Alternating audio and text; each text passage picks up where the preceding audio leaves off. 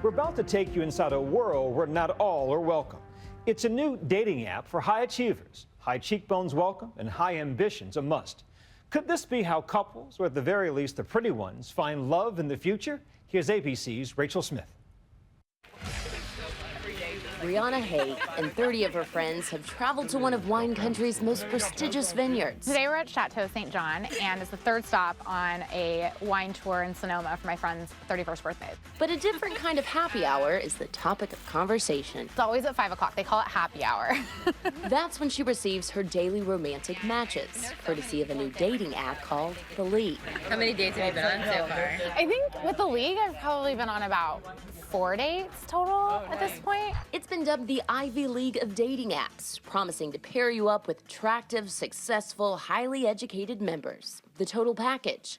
And when word spreads that Brianna is a member of the invite-only app, her friends want in. I think it's great to know that you're going to have an experience with the dating app and know that the quality of the matches that you're going to be given is, up to your standards. How do I get on the League faster? There's a really big wait list right now. I'm 65,000 out of 84,000. This bachelor is number 65,000 on a growing list of singles waiting to cross the app's digital velvet rope, currently only available in San Francisco and launching next month in New York. There's got to be a way to jump on it faster, right? They go through, it's a kind of manual process with making sure that they're selecting everyone. Brianna has a date tonight with one of her new matches. She's thrilled to move their flirtation I think I'm ready. offline. His name is Matt. I'm excited. He seems really cool. He's from the Midwest. He seems like he is passionate about outdoor activities. A lot of his photos were outside doing some hiking. Only a few months old, the League's curated matches are earning buzz in the crowded online dating space, joining the likes of niche dating sites like Beautiful People, Farmers Only, and Christian Mingle. I've been a matchmaker for over 6 years, and what I've noticed is that clients come through the door and they want someone who is like them. They want someone who grew up like them, who's educated like them, who's making as much money as they are. A former Google employee and Stanford business grad 30-year-old Amanda Bradford started the app when she grew frustrated with her own online dating experience. I didn't know much about the user other than what they looked like on a lot of these apps. Personally, I'm attracted to a lot more than just looks. And she said she wasted far too much time vetting potential dates. Every woman that I know Googles someone before they meet them for coffee, whether it's looking at their, at least in my group of friends, I'm not gonna go meet some stranger for coffee without doing a little bit of due diligence on them. This is happening anyway, so let's just be upfront about it. The app works by limiting its membership to referrals and applicants whose photos, Facebook, and LinkedIn accounts pass muster. The result, the app claims, is a hand-selected pool of catches. He's a great guy, he's an architect, clearly a He's got a sense of humor. league-worthy kind of guy. Ivy League degrees, white-collar jobs. This guy's a doctor that worked at the Air Force that double tap him if you like him. You hearted him. I hearted him. Ooh. It's hard not to notice a pattern in the League's favored pedigree. Is this the elitist app? I call it, it's a classy app. It's for people with high standards. Those standards have led some to accuse her of building a Tinder for snobs with a meager 4% acceptance rate. I mean, in all honesty, some have actually called it elitist. Anytime you're selecting a group of people, you are going to get that criticism. But if you look at where people meet their significant others, it's through work, it's through friends of friends, it's through college, and all of those are very vetted, curated communities, and so I don't see why a dating app wouldn't employ the same methods. That may be so, but experts warn that this type of extreme curation may limit our dating pool. We could miss spontaneous connections, the stuff of great love stories. We're so focused on our phones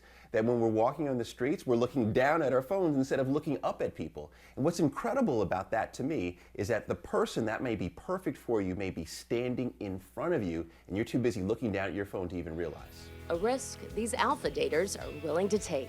Has the League renewed your faith in relationships and getting out there on the dating scene? Yeah, I think it has. 28-year-old Alexandra Duisberg is a self-described overachiever. Check out her profile: a former Olympic skater, accomplished athlete, and a fourth-year med student at University of Pennsylvania. When you only have so much time to take to go on a date with someone you've never met before, you really need to have kind of confidence that this has been kind of curated. The guys on the league are actually really interested in finding smart, career-driven women. I think it's really important for me to find someone that values that and supports that. Alexandra is now happily dating Josh, a 6'3" finance guy with a degree from Columbia Business School who's also a pianist and a skilled archer.